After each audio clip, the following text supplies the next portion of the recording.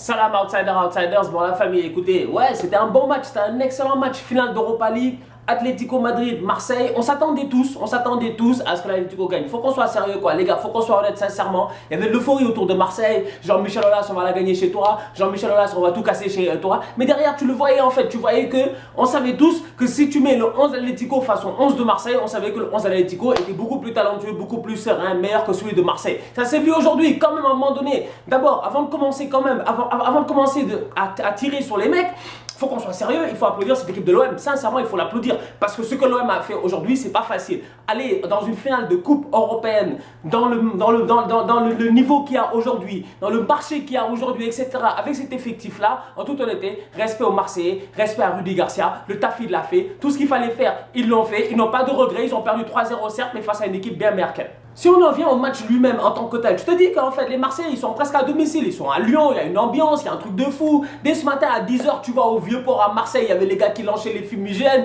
les chansons à gauche à droite, les allez l'OM, etc. Donc tu sentais qu'il y avait une euphorie autour du match. Le match commence et tu vois que les Marseillais durant les 10 premières minutes, mais ils sont parfaits.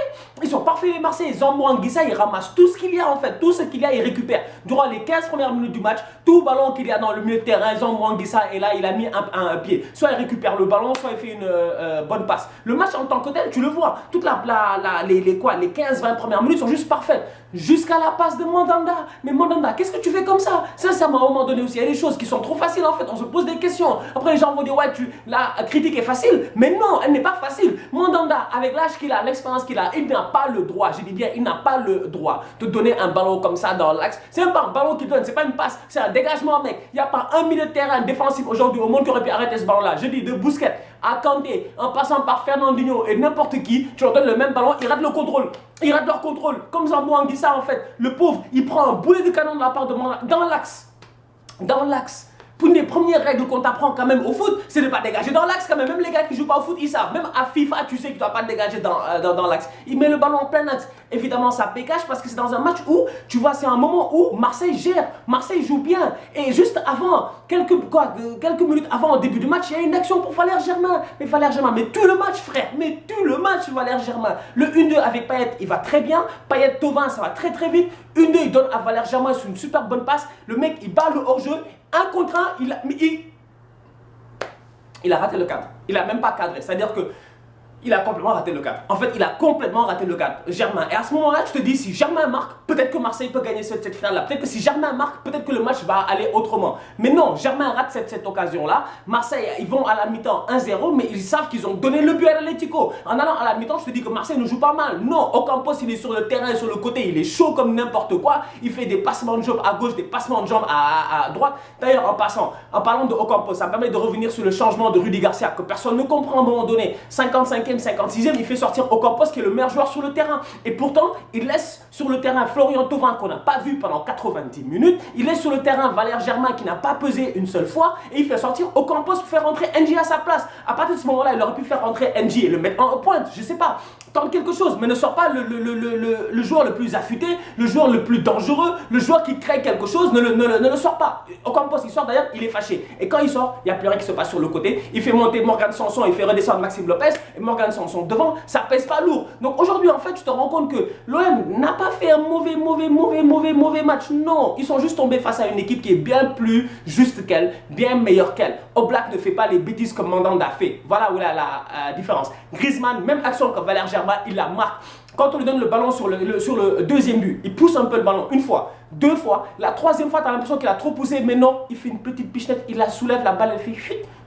Je dis bien, trop facile en fait. Et là, tu vois cette précision-là, tu vois ce talent-là, tu vois qu'en fait, il y a un joueur de classe mondiale, Antoine Griezmann, que tout le monde veut en ce moment. Il n'y a pas un club qui ne veut pas de Griezmann, que ce soit Manchester United, le Barça, etc. Tout le monde cherche à recruter Griezmann. Tu vois la différence automatiquement entre ces classes de joueurs-là et la classe des joueurs de Marseille, qui, tu vois que ce qui les a portés cette saison, c'est de l'engouement populaire, c'est le peuple marseillais, c'est la hargne, c'est l'envie qu'ils avaient en fait. Mais l'envie à un moment donné, bah, ça ne fait pas gagner des titres, non. Ça te permet d'aller jusqu'en finale, mais quand tu arrives en finale, ça te prend cette justesse-là. La justesse qu'on n'a pas eu l'OM aujourd'hui. C'est quand même dommage parce qu'ils n'ont pas fait un mauvais match, mais derrière, il ne faut rien enlever au match de l'Atlético Madrid. Madrid. Là, il va falloir que les Marseillais se relèvent parce que là, dès ce week-end, ils ont un match, je ne me trompe pas, face à Amiens. Ils vont devoir aller chercher cette 3e place-là pour aller en Ligue des Champions. Ce ne sera pas simple. Ce ne sera pas du tout simple en fait. Et c'est là où ça devient compliqué. C'est que tu te dis, là, on est mercredi, ils viennent de perdre un match 3-0. Ils se sont fait quand même laver à domicile presque. Là, ils vont aller devoir jouer pour la 3e place contre Lyon ce week-end. C'est pas facile. Pendant ce temps-là, Lyon était en train de se reposer. Donc, tu vois en fait ce stress-là que doit avoir Rudy Garcia en tête en ce moment. C'est-à-dire que tu peux partir d'une saison qui était censée être sensationnelle à une saison presque nulle où tu n'as ni Coupe d'Europe ni rien du tout en fait finalement. Parce que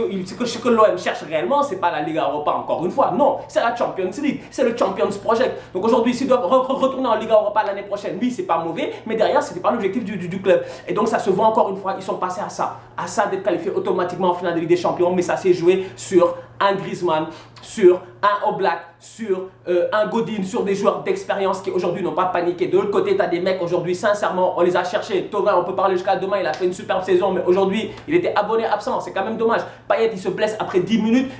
Excusez-moi, Payet, il se blesse après 30 minutes environ. Ça fait mal parce que tu te dis que Dimitri, même lui, tu le vois, il pleure et tout, mais tu vois que Payet, quand même, Payet, à lui tout seul, il peut casser 2 lignes, mec. Il est trop fort, ce gars-là. Sincèrement, il a la maturité d'esprit de pouvoir porter cette équipe-là. Il a tout ce qu'il faut. C'est un vrai leader. Et là, tu vois que ça lui fait mal, Dimitri Payet, d'être sorti comme ça dans un moment aussi important et surtout peut-être dans une de ses dernières finales, tu vois, de sa carrière. Surtout qu'en plus, il avait perdu celle de l'Euro, tu vois. Et donc derrière, laisser ses coéquipiers comme ça, en sachant derrière que tu fais rentrer Maxime Lopez, qui est jeune, qui a 20 ans, qui dès lors n'a même pas été mis titulaire par Rudy Garcia, parce que Garcia savait qu'au milieu de terrain, avec les Saoul, les Coquet et les Gabi, il te faut du lourd. Zambo Anguissa, il a fait un match. Mais derrière, qui s'attend à cette passe de Mandanda? Qui s'attend à cette passe de Mandanda? À l'âge qu'il a, l'expérience qu'il a, Steve, t'as pas le droit de faire ça. On se capte très bientôt pour un nouveau débrief. Ça va être chaud pour la Ligue des Champions, Real Madrid, Liverpool. Ça, c'est le vrai débrief, tu vois. Ça, c'est la grande finale. Là, on a eu une très bonne petite finale qui était assez intéressante entre Atlético et Marseille. 2 équipes qui ont tout donné. Malheureusement, les Olympiens se sont fait casser chez Jean-Michel Aulas.